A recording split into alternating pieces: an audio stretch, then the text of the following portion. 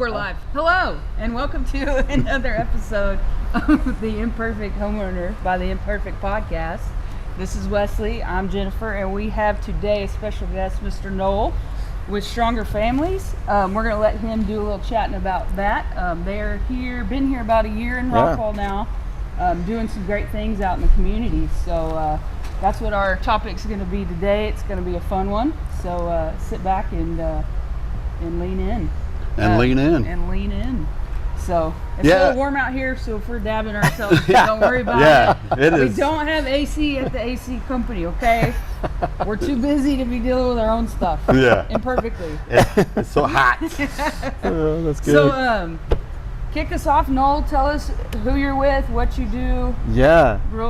Well, it's an honor to be here. Thank you guys for having me on the show. And Chuck, thanks. I know he's behind the camera getting this teed up. But so Stronger Families, we've been around for 23 years. And I started leading the organization in 2010. And when I came, we weren't working on the mission that we're doing today. So it was kind of a complete restart. Yeah, it's and crazy. We started with a focus on how do we serve our military, veterans, and first responders. And the way we do that is through retreats, workshops, conferences, and the focus is on the relationships. We find that, at the end of the day, there's a lot of training. As a firefighter, there's tons of training, right. But how much of that training is focused on when you come home, creating the connection with your family, your spouse, right. and your loved ones? We find that most of the issues that we see with our heroes oftentimes stems from not being able to deal with the relationships. And so that's where our specialty is, and we've been honored to work with the military Pentagon approved program, and we're on cool. about 76 installations worldwide. Wow. And we're just getting started in the first responders. We've been in it for 2 years now, and I can tell you that's where a lot of my heart and passion is right now, is just seeing how can we serve them better, and our veterans, once they get out, so often they kind of go back into civilian life. Yeah. And where's the resources, right? Where's the stuff that they needed while they were 23 years, 25 years serving? So that's in a snapshot what we do. Yeah. very cool. Yeah, that's really awesome. So this is something we didn't talk about before we got started. Yeah. So I actually got diagnosed with PTSD a couple of years ago, and you talked about how the spouses and that reconnection, and when things are not right, and that's what happened with us. I mean, we didn't realize how bad it was until it really got bad, and that's been a lot of our recovery. Is we actually went through a program called 3 for the Love, and I'm hoping we can get them on here too. Yeah. And it's similar to what you're talking about, what y'all do. We actually have a counselor that we go to, and we go about every 3 weeks or so, and she specializes in first responders, military, and all that, to where she knows how to talk to us and how we can communicate with each other because of the traumas that we've been through, over the years. So, But that area is so not, I would say you're one of the lucky ones, right? To find the resources, to have a counselor that can help you. I mean, we just see countless first responders. A lot of the departments we're working with right now, they have a divorce rate of 60 to 70% because of the fact that a lot of the stuff is unaddressed, and the spouse thinks I'm the issue. They're shutting down. They're not emotionally responsive to the needs of my relationship, and they take it personally. When in reality, it's you're dealing with PTS or PTSD, and until you understand what that is, the spouse oftentimes feels left outside of it or is trying to fix it, which ultimately only creates more issues. I love the fact that you guys have a counselor specializes in first respond and in the military, because we have found that not all counselors really can address the needs in this community. We've had one first responder come to me and say, we got a counselor, and by the second session we were counseling her because of all the stuff that we were sharing, because it was too much for her. I mean, she literally couldn't take it on. So and that's us saying there's not enough of it, not enough awareness, not enough resources. So it's awesome to have them in here as well. Yeah, that is really neat, because and that's the thing, like for us, is we didn't know, like I was in this, like I have about 3 years that I don't remember when it comes to outside of work. Like I just poured myself into work, and there's even to this day she'll bring up stuff that like we did 2-3 years ago, and I just don't remember it because I was just floating through time, not really knowing, wasn't present in the moment. Was a lot of the problem I had. Until I learned the skills of, you know, how to work through those and process it and stuff. So, you know, that's a pretty big deal. And a lot of people don't think about the toll it takes on the family. Like that is where it really hits a lot. And then the other thing that typically happens, and I learned in our group sessions, was a lot of you know, military first responders will to take the edge off, they call it, they'll start taking alcohol, you know, drinking alcohol or some kind of drug just to get back to a normal feeling or to feel something at all, and not knowing any resources where to go to just to work those outlets. You know, that's tough. And I really like that y'all are doing this, and it's, you said kind of like a re-engage, like if they're deployed, they come back home and then y'all are kind of help. So in the military, we kind of specialize in several different places. One is when they're getting ready to go on deployment, helping the families get ready for that, and knowing that, you know, potentially they're going to be gone, you know, it could be a couple months, it could be 15 months. We do a lot with the special forces, and so the soft community, you know, they're constantly, you know, at a moment's notice, they're gone 2 weeks and then they're coming home. And so we really focus on how do we prepare them, and then during that time they're apart, how do they stay connected, right? And that looks different than the normal, hey, we're engaging day to day. And then really the biggest part is that reintegration, because, you know, you've got two different worlds that you're managing, and then all of a sudden you're coming back together, and if they don't have the right tools and the right skills, so often that's where things become pretty disruptive in the relationship. So absolutely. Because I mean, just, you know, with us, a lot of we truly don't understand what they've been through, but we only know how they are to us, and it's hard to deal. We wish we could understand, but we don't. So it's good to have people that know how to navigate it to help you through that. Luckily, I mean, I know, not luckily, but I know some traumas that you've seen, because I've also seen some myself. So I know how to deal with that with you, but a lot of people don't. A vast majority don't. You know, and it's interesting, you guys call the show Imperfect Homes, right? And I think what I love about that, and kind of riffing off that for what we do, is that so often I think so many of the folks that we serve, they think they have to have it all together. Like, you know, I mean, they truly do wear the cape, right? They're Superman on the job, they're Superman when they come home, they're trying to hold it all together. But the reality is that struggle, it's okay to struggle, right? And it's okay to not have it all together. And I think that's sometimes the most beautiful place, is when they finally come to that realization that I can't hold it all together. I need that community of support. I need others around. So one of the things that we found is that when we put these retreats on, we have a bunch of these first responders in the same room, and it it's like an equal playing field of, hey, I'm not alone in the struggle of what I thought was just me and my spouse. There's all these others in the room that are also experiencing, and it's a beautiful picture, because they're healing together at the same time as they go through it. So you too, me too. When I started group, you know, they go around the room, you got to stand up, tell your story, and every one of us are like, oh, you're bad, like I'm not as bad as you, but you're bad. You know, and so I could definitely see that. You're right. Like, and one thing I learned in there is, in the fire service, I mean, you put your badge on, that comes with a lot of responsibility. And that was one thing we talked about in group, was whenever we put our badge on, we have a higher level of expectations that's put on us. So therefore we project that out to other people. And I'd never realized that, because when you know, I come home, take my badge off, it's still there. And where they talk about in group and stuff is where that typically will show up.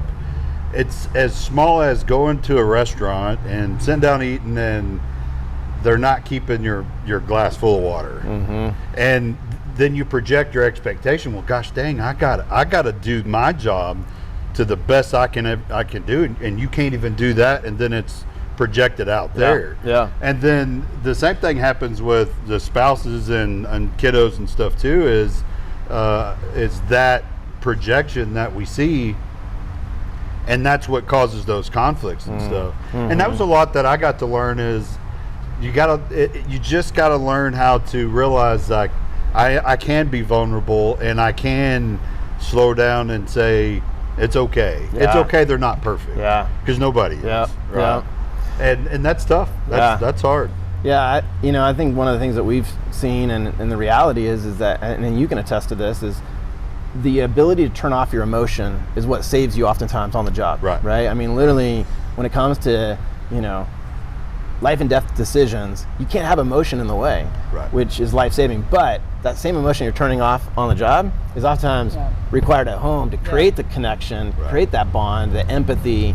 And so being able to turn that on and off, I think, quite honestly, our first responders, they have a much harder job in terms of the emotional connections than someone who's getting deployed for 15 months, because you're turning it off for 15 months, you know that it's going to be, we're real level setting that.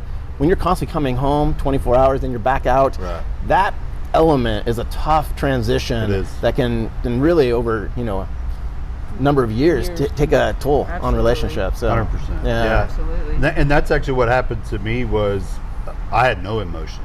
I didn't feel anything. Didn't even realize it.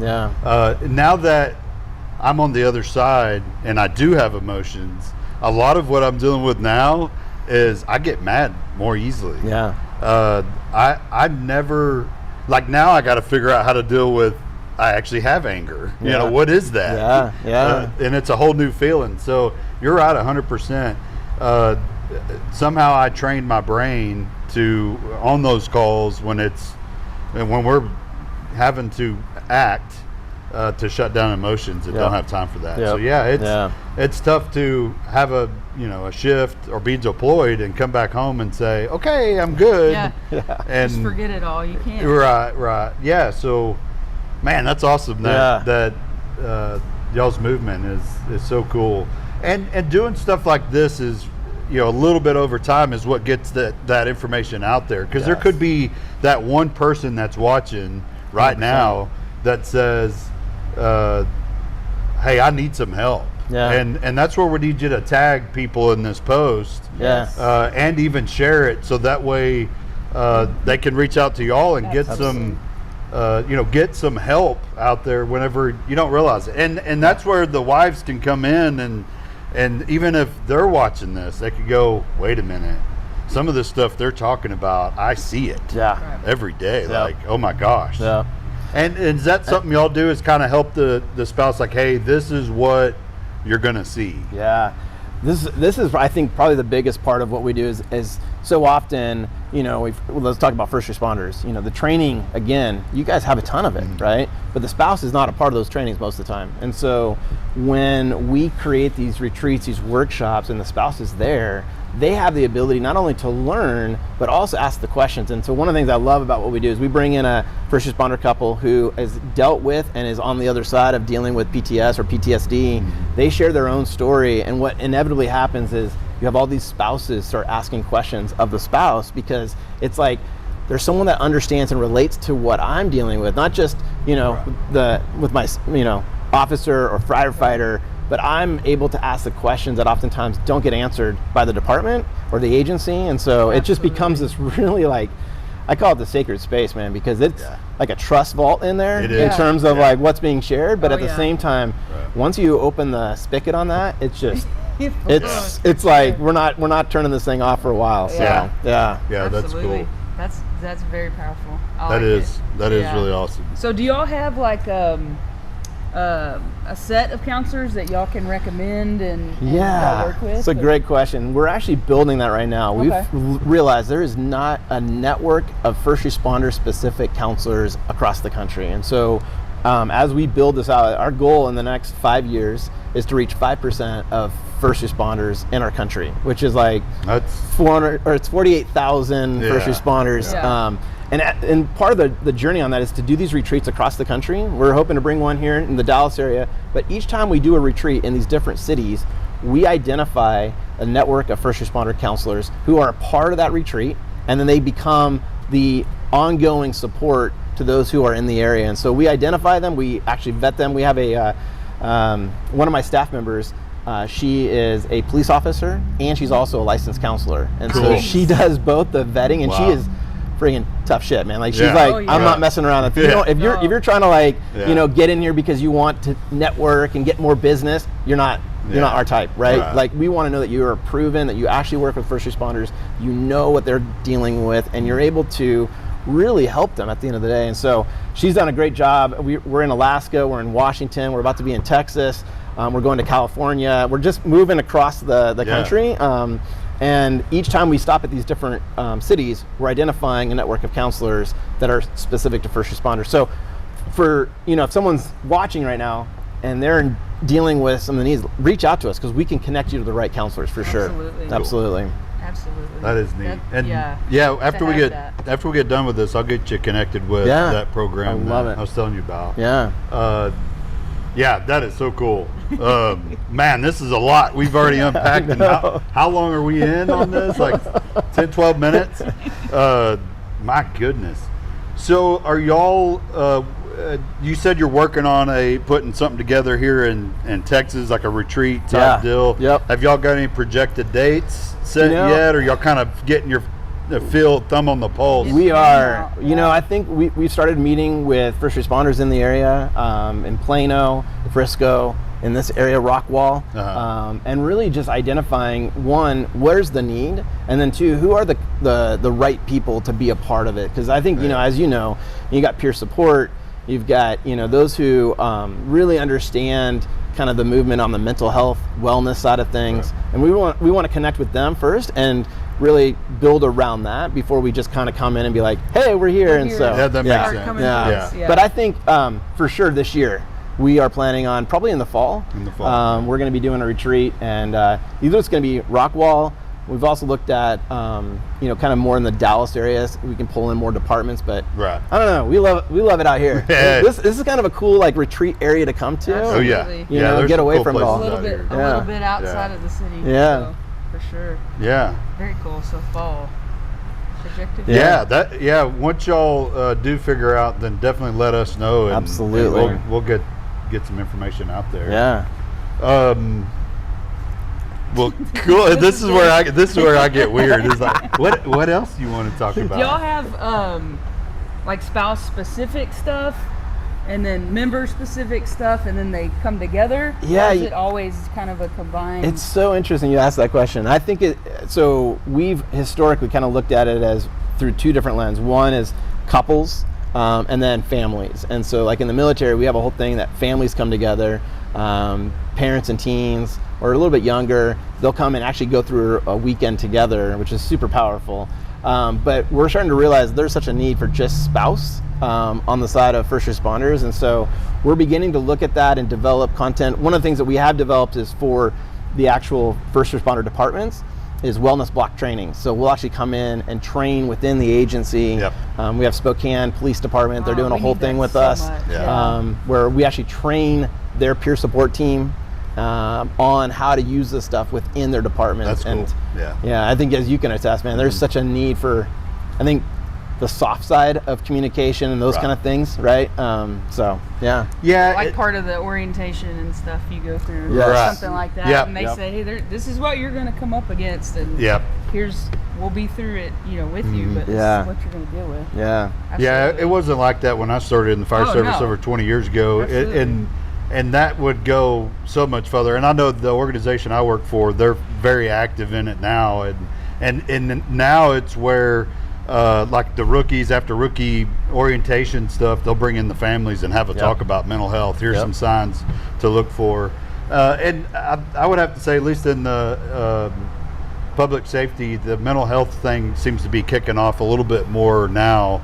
And it was always one of those things unspoken, like you're a wuss if you can't handle this, and now it's becoming okay. It's okay to feel it. Absolutely. So I couldn't agree more with that, because I think what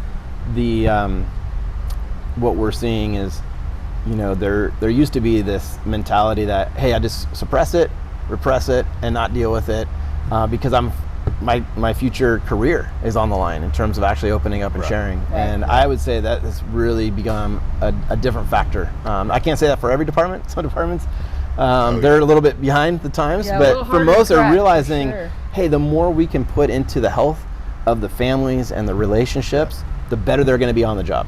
That association, you can't separate it, right? And the longer they probably will stay too. Absolutely.